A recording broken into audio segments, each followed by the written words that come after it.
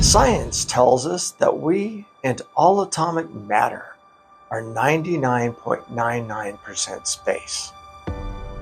I would posit that the universe is 99.99% imagination. There really is no physical universe. It's imagined, and yet we experience it as real. Quantum physicists tell us we live in a universe of infinite possibilities. However, in a universe of infinite possibilities, there must also be no infinity, no possibility, and no universe. Much like Descartes' quote, "I think, therefore I am," the physical universe exists because we experience it. However, that is the paradox and illusion. I once believed that there was a massive and infinite amount of energy powering the cosmos.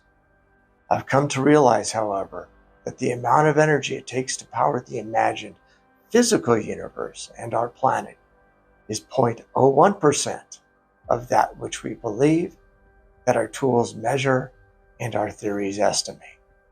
We are in a perpetual feedback loop where we are currently source creating our human experience and our humans creating source.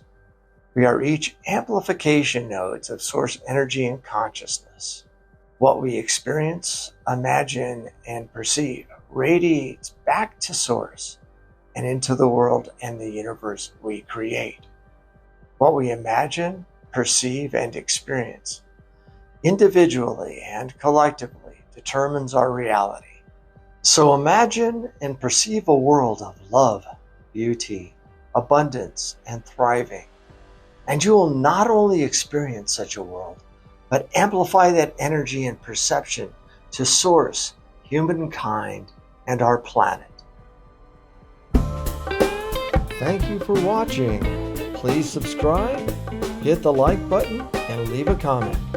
If this video provided you with value, please continue on to the next video for more ways to improve your life.